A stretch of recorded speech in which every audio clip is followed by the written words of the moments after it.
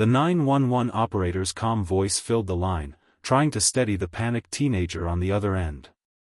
"There's blood, it's everywhere," the girl cried. "Please, someone, my dad isn't moving." It was a quiet Saturday morning in the suburban town of Fairview, Indiana, when 15-year-old Emma Porter made the call that would change her life forever.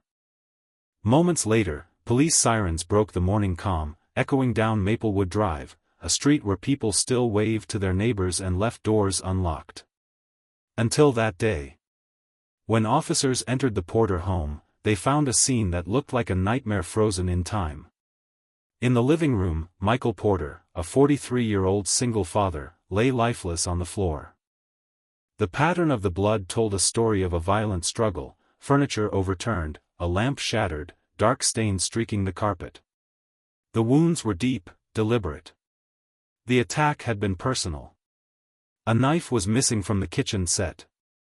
So was the family's gray sedan. And yet, nothing else seemed touched. The wallet was still on the counter, Michael's watch still on his wrist. No sign of forced entry, no broken window, no damaged lock. Detectives immediately noted the strange contradiction. Everything about the crime screamed chaos, but the details whispered intention. Outside, Emma sat wrapped in a blanket on the porch, her knees pulled to her chest. Her hands shook as she recounted what little she knew. She said she'd come home from a friend's house that morning to find her father already gone. There was no sign of anyone else in the house. Detective Laura Benton, a seasoned investigator with calm blue eyes and a soft but unyielding tone, crouched beside the girl. "Emma, was your dad expecting anyone last night?" Emma hesitated, eyes flicking away. "No. I don't think so." Benton studied her, the way she avoided eye contact, the quick, nervous fidgeting. Not uncommon for a traumatized teen, but something in the girl's answers felt carefully measured, as though each word was being weighed before release. Neighbors described Michael Porter as strict but devoted, a man who'd been raising his daughter alone since his wife passed away in a car accident 3 years earlier. He worked as a high school science teacher, loved hiking, and spent weekends fixing things around the house. He was tough on Emma, one neighbor said, but he loved her more than anything. Within hours, the crime scene was swarming with investigators. Photographers captured every angle, while forensics combed for fibers and fingerprints. The missing car was logged as stolen, the knife presumed to be the murder weapon. But one detective quietly noted something odd: the back door was unlocked. As the sun dipped low, painting the neighborhood in fading gold, Detective Benton took one last look around. The house smelled faintly of iron and cleaning solution, like someone had tried, and failed, to erase the violence that had taken place. And as she turned to leave, she couldn't shake the feeling that whoever had killed Michael Porter hadn't broken in, they had walked right through the door. By Sunday morning, the Porter home had become the center of Fairview's latest tragedy.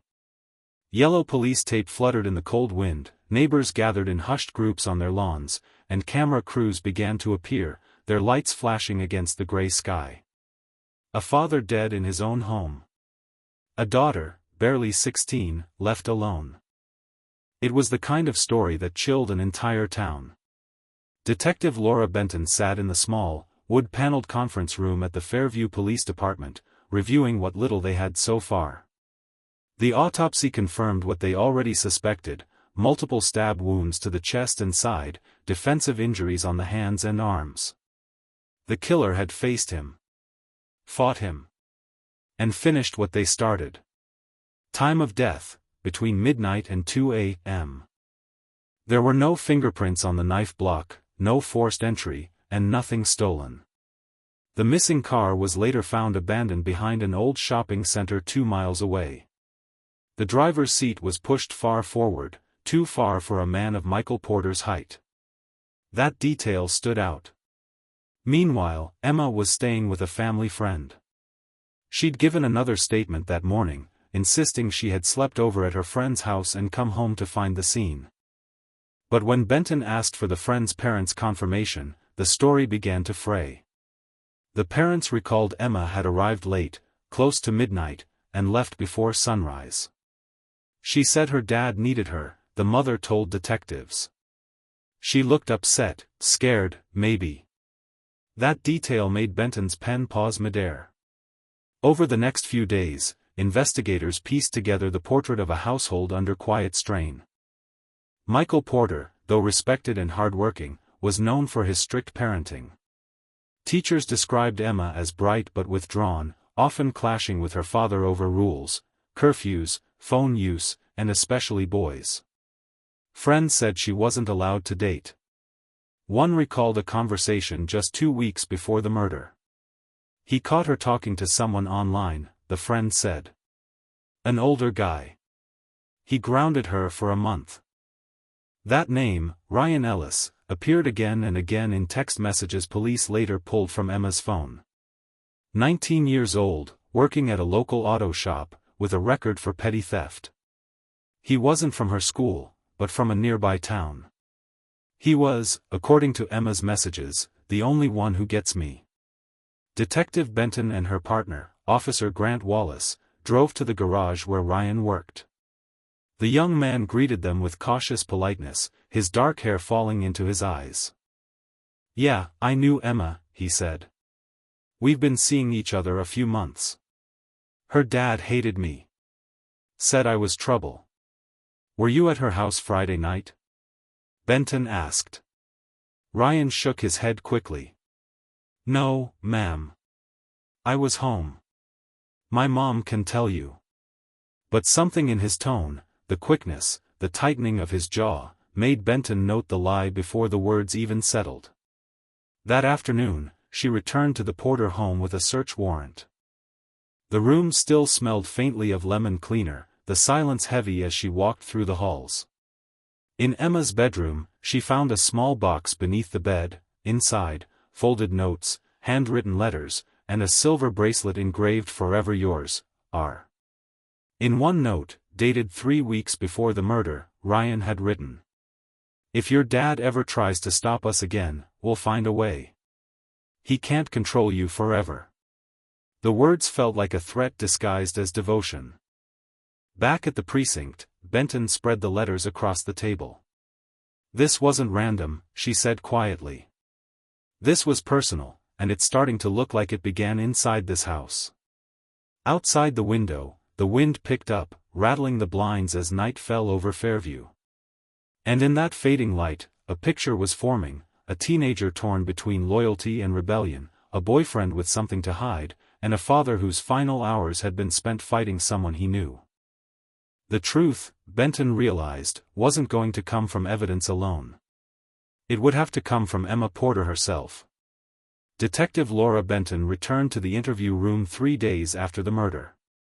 Emma Porter sat across from her, a blanket draped over her shoulders despite the warm air.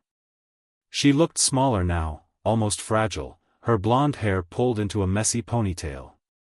Her eyes were red from crying, but there was a steadiness there that made Benton uneasy. "I just don't understand why anyone would hurt him," Emma said softly, her voice shaking. "He didn't deserve this." Benton watched her carefully. "You and your father, did you argue often?" Emma hesitated. "He was strict. He wanted what was best for me, I guess. But sometimes it felt like he didn't trust me at all." "What about boys? Friends?" That question made Emma's gaze drop to the table. "He didn't like me talking to anyone older. He said people would take advantage of me." Was he talking about Ryan Ellis? For the first time, Emma's composure cracked. Her head snapped up, eyes wide. "You've been reading my messages?" Benton didn't answer. "When was the last time you saw Ryan?" Emma's hands fidgeted in her lap. "A week ago. We had a fight. My dad found out about us. He said if I didn't stop seeing him, he'd go to the police." "And what did you do?" "I told Ryan it was over," she whispered, though Benton heard the faintest tremor of doubt in her tone. Outside the room, Officer Grant Wallace watched through the glass, whispering, "She's lying." Benton nodded slightly. Not ready to tell the truth yet. Over the next few days, investigators uncovered the cracks that ran through the porter's seemingly ordinary life. Emma's diary, found tucked behind a dresser drawer, revealed a storm brewing long before the killing. The entries were raw, written in looping handwriting filled with frustration and longing. "Dad doesn't understand me. He treats me like I'm a prisoner. Ryan says he'd do anything for me, even if it means we have to run away." Another entry, dated a week before Michael's death, was even darker. "Sometimes I wish Dad would just disappear. Then I could finally breathe." Detective Benton read the words twice, her stomach tightening. They weren't proof of guilt, not yet, but they painted a picture of a teenage girl suffocating under her father's control and grasping for freedom in all the wrong places. That evening, Benton and Wallace brought Ryan Ellis back in for questioning. This time, his easy charm was gone. He sat slouched in the chair, fingers tapping nervously on the table. "We found your fingerprints in Michael Porter's car," Benton said evenly. Ryan froze. I worked on that car once. Emma brought it to me a few weeks ago."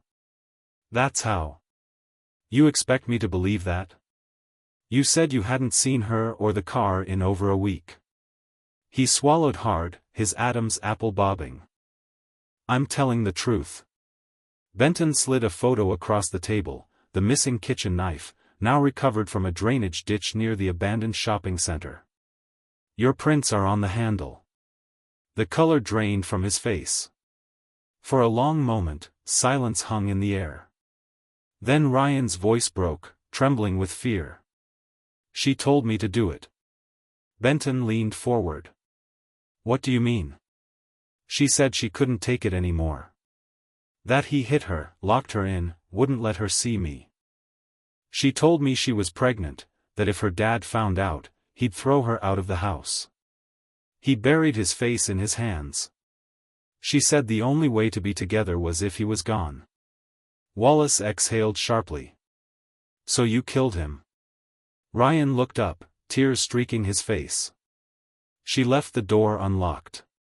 She said he'd be asleep. But when I went in, he woke up. He fought me. I didn't mean to," his voice caught on the last word. "It just happened." Benton's expression hardened. "And after that?" "I panicked. She told me to take the car, dump it, and say nothing. She promised she'd tell everyone she was with a friend all night." The room was still. The fluorescent lights hummed faintly overhead. Ryan's confession was chaotic, fragmented, but it fit the evidence too well to ignore. The unlocked door. The missing car. The knife from the kitchen. And the girl whose soft-spoken grief had started to look more like strategy. That night, Benton drove back to the Porter house alone. The rooms were dark, cold, filled with the hollow echo of a family torn apart. She stood in the doorway of Emma's bedroom, her eyes landing on the small photo of father and daughter on the dresser, taken years earlier, both smiling under a summer sun. Now, the girl in that picture was at the center of something monstrous, a secret that had turned deadly. As Benton looked around, she whispered to herself, this wasn't a break-in. It was a betrayal. Detective Laura Benton had seen guilt before, but never quite like this. It wasn't loud or dramatic. It was quiet. Careful.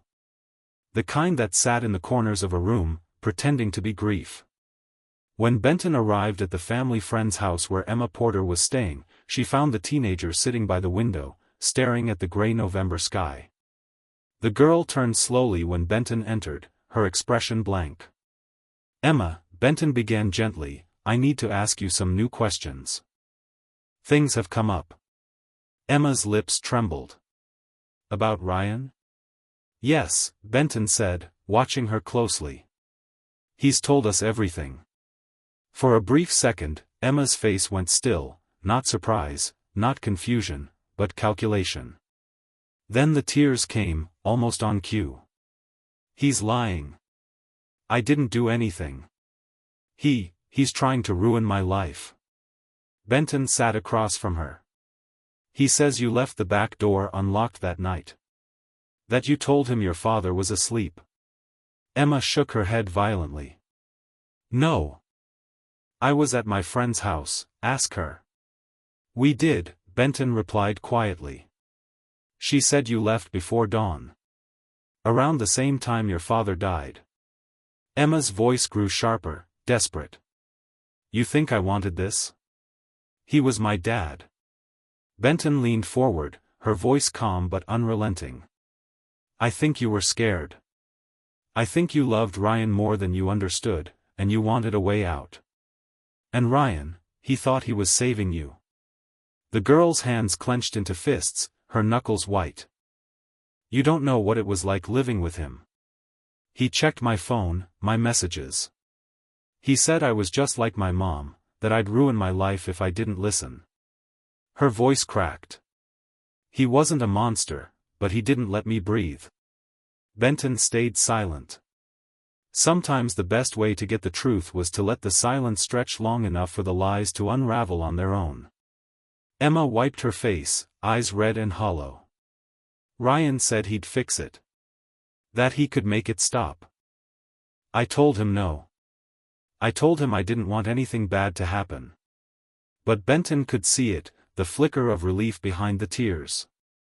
The kind that comes from finally saying something close to the truth, even if not the whole of it. At the station, Benton and Officer Grant Wallace pieced together the rest of the puzzle. Phone records showed that in the hours leading up to Michael Porter's death, there were dozens of calls and messages between Emma and Ryan. The final text, sent at 11:48 p.m. Read. He's still up. Wait until the lights are off. A minute later, Ryan replied. Are you sure you want this? No response after that. Emma's diary filled in the emotional trail, notes about being trapped, about love that felt like rescue, and about a plan that would finally make everything right. The evidence was damning. Benton closed the file and looked up at her partner. They both wanted freedom. They just didn't understand what the cost would be. The next morning, detectives brought Emma in again, this time under arrest. As she sat in the small gray interview room, her fingers toyed with the edge of her sweatshirt sleeve. She looked younger than ever, her bravado gone. Benton entered quietly, setting a cup of water on the table. Emma, she said softly, Ryan's already confessed. But you deserve to tell your side. The girl's eyes filled again, but her voice came out steady. He wasn't supposed to kill him. I just wanted him to scare him, make him stop controlling me. I thought if Dad was afraid, he'd let me live my life. Benton's expression didn't change. You told Ryan you were pregnant. Emma's lips parted, and for a second, she forgot to breathe. You lied to him, Benton continued. You said your father would throw you out. You told Ryan he had to protect you.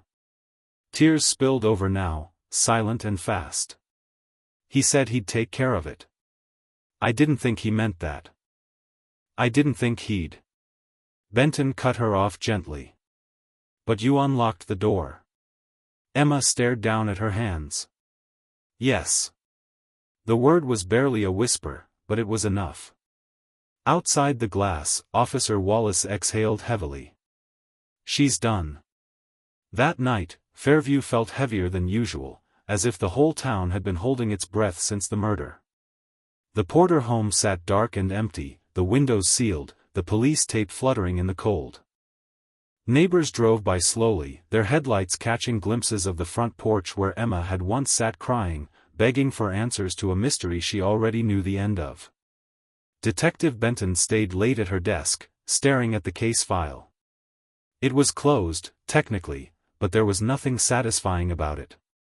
2 young lives destroyed, 1 good man gone, and a family's name forever tied to tragedy. She turned off the lamp and whispered to no one in particular, there are no winners in this story. Only what's left behind. The courthouse in Fairview was packed that morning. Reporters, neighbors, teachers, even former students of Michael Porter filled the wooden benches. The air buzzed with anticipation and sorrow. Everyone wanted to see how justice would fall on the two teenagers who had shattered the calm of their small town. At the front of the courtroom sat Ryan Ellis, dressed in a wrinkled orange jumpsuit, his once defiant expression replaced by exhaustion. He kept his eyes fixed on the floor, chains clinking softly whenever he shifted in his seat. Across from him, Emma Porter sat beside her attorney, her hair neatly tied back, a pale shadow of the girl she once was. She avoided looking at Ryan, though his presence hung heavy in every breath she took. The prosecutor, Daniel Reeve, opened with a steady voice. "This was not a moment of rage," he said, gesturing toward the defendants. "This was a plan, deliberate, cold, and fueled by manipulation. Michael Porter was a devoted father who wanted to protect his daughter. For that, he lost his life." Behind him, Detective Laura Benton watched from the second row. She'd testified the day before, laying out the timeline of messages, the unlocked door, and the confession that had broken the case open. Now she sat silently, arms crossed, the familiar ache of mixed duty and regret weighing on her shoulders. The trial unfolded over 2 long weeks. Ryan's defense painted him as a misguided boy manipulated by love and lies.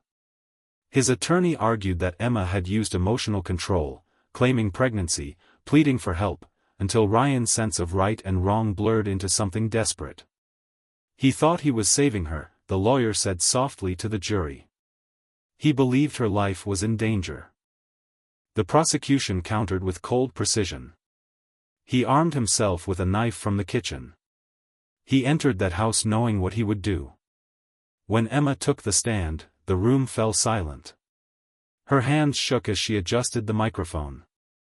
"I never wanted my dad dead," she said, her voice barely above a whisper. "I just wanted him to stop hating Ryan. I thought if he was scared, he'd let me go." The prosecutor's tone remained calm but sharp. "You unlocked the door, didn't you?" "Yes."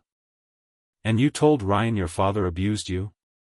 Emma hesitated. I told him things that weren't true." "You lied," he pressed. She nodded, eyes glistening. "Yes." The courtroom murmured. A woman in the back row covered her mouth, whispering, "She's just a child." Another voice replied, "A child who plotted murder." When the verdicts were read, the silence was absolute. Ryan Ellis, guilty of second-degree murder. Emma Porter, guilty of conspiracy and aiding and abetting murder. Ryan's head dropped as the sentence echoed through the chamber, life imprisonment with the possibility of parole after 30 years. Emma trembled, gripping the edge of the defense table as the judge pronounced her fate, life with the possibility of parole after 25 years. The word seemed to hang in the air, heavier than stone. In the gallery, Detective Benton closed her eyes. She had seen many verdicts, but this one was different. It wasn't satisfaction that filled her, it was a hollow ache. 2 lives wasted, 1 ended, and a whole town marked by a single night's choices. As the deputies led Ryan away, he glanced once toward Emma. Their eyes met briefly, a flicker of the bond that had once felt like love, now nothing more than a ghost of what destroyed them. Emma looked down, her tears falling silently onto her folded hands. Outside, the winter wind carried the low hum of voices and camera shutters. The reporters swarmed for statements, but Benton brushed past them, stepping into the cold air. Fairview was quiet again, the kind of quiet that comes after something breaks and there's nothing left to say. She looked toward the courthouse steps, where the Porter family home would never again be the same, and whispered to herself, they thought love would save them. But it only showed them how far they were willing to fall. The courtroom emptied slowly that afternoon, leaving behind only the echo of footsteps and the scent of stale coffee. Outside, news vans idled at the curb, their antennas reaching toward the gray Fairview sky. The case that had consumed the town for months was finally over, but peace didn't return with the verdict. It never really does. In the weeks that followed, life in Fairview tried to resume its rhythm. The Porter house, once bright with laughter and the sound of clinking dishes at dinner time, stood empty. Its windows were covered with blinds, the "For Sale" sign leaning slightly in the cold wind. Neighbors passed by a little faster now, avoiding the sight of the place where tragedy had begun. Inside, the walls still bore faint stains where the police had marked evidence. It was as if the house itself had absorbed the sorrow of what had happened, a quiet witness to love turned lethal. Detective Laura Benton filed the final paperwork late one evening, the yellow folder marked Porter homicide sitting atop a stack of other open cases. Yet, she couldn't bring herself to move it into the archives. Some cases close legally, she thought, but never emotionally. This one would stay with her, the teenage girl who mistook rebellion for freedom, the boy who mistook devotion for destiny, and the father who never realized his fight for discipline would end with a knife from his own kitchen. When Benton visited the prison for a follow-up interview months later, Ryan Ellis looked different, older somehow, though he'd only been inside a short time. He sat across from her in a visitation room, his wrists shackled loosely, his expression empty. "She doesn't write anymore," he said quietly, eyes fixed on the table. "I thought she would, but I guess it's better this way." Benton studied him for a long moment. "You said once that she was the only one who understood you. Do you still believe that?" He let out a bitter laugh. "No, ma'am. She didn't understand me. I didn't even understand myself." When she left the facility, the sky was overcast, a light rain tapping against her windshield. She didn't look back. Emma Porter, now 16, was held in a juvenile facility awaiting transfer to an adult correctional institution when she came of age. Reports from counselors described her as quiet, cooperative, but withdrawn. She spent most of her time reading or journaling, the same habit that had once exposed her secrets. In one of her court-mandated therapy sessions, she told the counselor, "I thought love meant doing anything for someone. I didn't realize that sometimes love just means letting go." It was the first time she'd shown remorse, or maybe just understanding. Her mother's sister, Nancy Porter, took custody of what little family property remained. When asked by a local reporter if she planned to visit Emma, Nancy's answer was heavy with exhaustion. "She's still my niece," she said. "But it's hard to see the face of someone who helped take your brother away." The years rolled on. Fairview moved forward, as towns do after tragedy. The Porter story became the sort of quiet cautionary tale parents whispered to their children, about choices, about manipulation, about how one impulsive decision could burn an entire future to ash. Every so often, Detective Benton would pass the courthouse steps and remember the two faces that had stared up at the judge that day, one filled with fear, the other with disbelief. She wondered if they truly understood what they'd done, or if they still clung to the story they'd told themselves, that it was all for love. But love hadn't saved them. It had buried them. On a spring morning nearly a year later, Benton stopped by Michael Porter's grave. The grass was neatly trimmed, the headstone simple and unadorned. Someone, perhaps a student, perhaps a neighbor, had left a single apple on the stone, a quiet tribute to the teacher who had once dedicated his life to guiding others. She stood there for a long time, the breeze carrying the scent of rain and earth. In that stillness, the weight of the case settled one final time. People would move on. New families would buy the house. New students would walk the halls where Michael once taught. But the story would remain, a reminder that behind the doors of even the quietest homes, there can be storms no one sees until it's too late. Benton turned to leave, her voice barely audible in the wind. "Love shouldn't destroy the people it touches," she whispered. "But sometimes, it does." And with that, she walked away, leaving behind the grave, the memory, and the lingering echo of a story that began with a phone call from a frightened teenage girl, and ended with silence. In Fairview, people still speak of the Porter case in hushed tones, not as a tale of monsters, but of mistakes. It stands as a reminder that control can suffocate, love can blind, and truth, no matter how long it takes, always finds its way to the surface.